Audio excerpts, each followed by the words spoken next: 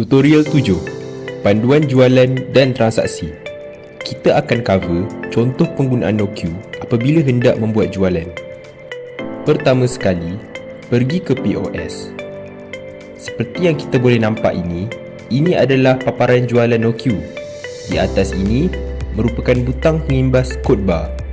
Ikon QR akan berwarna hijau apabila pengimbas sedia digunakan. Boleh rujuk tutorial 1 untuk tengok cara pasang pengimbas. Di sini, setiap produk yang dipaparkan boleh dipilih untuk dipesan. Semua produk disusun mengikut kategori yang tertera di atas ini. Apabila produk dipilih, ia akan disenaraikan di ruangan kanan ini. Anda boleh tambah atau ubah tempahan tersebut dengan menekannya semula.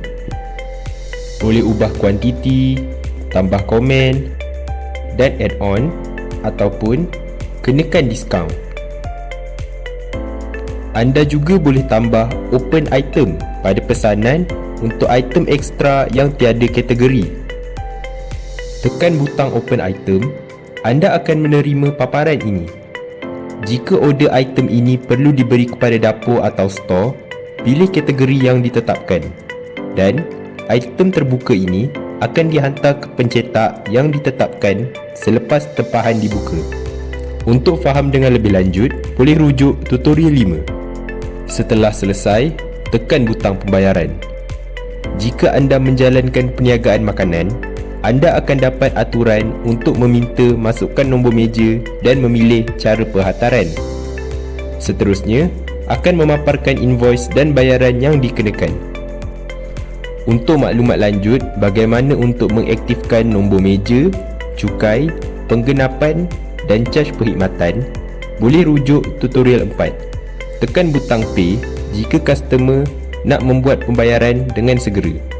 Jika customer ingin bayar kemudian, boleh tekan open tiket dan letakkan komen.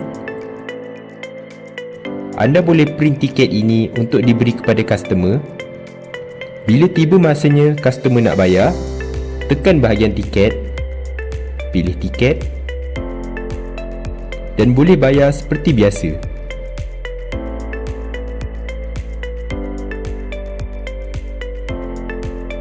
Setiap transaksi jualan akan disimpan dan direkod. Tekan receipts dan ia akan memaparkan setiap transaksi. Anda boleh download dokumen dan lihat detail transaksi.